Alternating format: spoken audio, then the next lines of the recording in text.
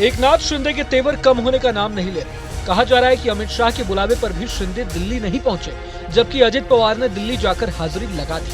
हालांकि इस दावे में कितनी सच्चाई है ये तो नहीं कहा जा सकता, लेकिन जानकारों का मानना है कि प्रेशर पॉलिटिक्स करते करते एकनाथ शिंदे अपने ही पैरों पर कुल्हाड़ी मार बैठेंगे।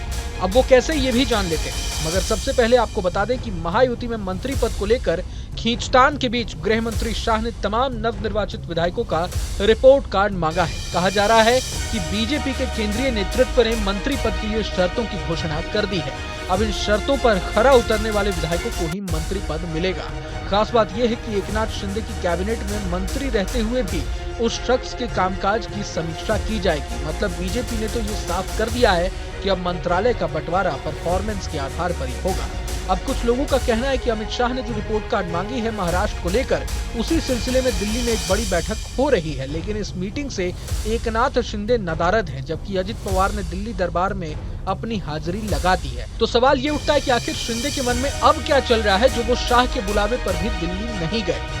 बता दें कि शिंदे ने फिर से सीएम पद पर दावा ठोकना शुरू कर दिया है। उन्होंने खुद को जनता का नायक बताया है और कहा है कि महाराष्ट्र की जनता उन्हें सीएम बनते देखना चाहती है।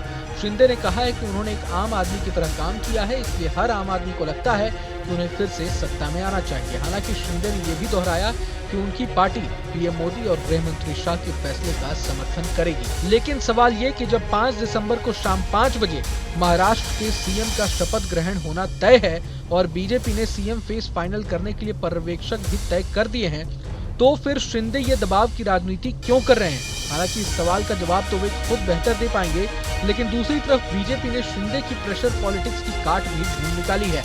महाराष्ट्र में अब बीजेपी ने भी माइंड गेम खेलना शुरू कर दिया है। पहले बीजेपी के एक बड़े नेता राव साहेब दानवे ने उद्धव ठाकरे की महायुति में एंट्री के संकेत दिए और अब मीडिया रिपोर्ट्स के हवाले से कहा जा रहा है कि शरद पवार गुट के सांसद राहुल जगताप देवेंद्र फडणवीस से मुलाकात कर ली है। तो क्या ये कहना सही होगा कि बीजेपी ने शिंदे की काट निकालने के लिए अब दूसरे पैतरे अपनाने शुरू कर दिए हैं? दरअसल खबर है कि शरद पवार के करीबी नेता राहुल जगताप अब अजित पवार की एनसीपी में शामिल हो सकते हैं। हालांकि यहाँ एक सवाल ये उठता है कि अगर राहुल जगताप को अजित पवार गुट में शामिल होना है तो उनकी और देवेंद्र फडणवीस की मुलाकात की खबरें क्यों चल रही हैं? कहा तो ये जा रहा है कि शिंदे को झटका देने के लिए बीजेपी अब नए साथियों की तलाश में जुट गई है। हो सकता है कि बीजेपी ऑपरेशन लोटस के जरिए एनसीपी शरद पवार गुट के 10 विधायकों को अपने पाले में कर भी ले। यहाँ अपने पाले में करने का मतलब ये कि अगर शरद पवार के नवनिर्वाचित 10 विधायक अजित पवार का हाथ थाम लेते हैं तो महायुति के विधायकों की संख्या तो बढ़ ही जाएगी।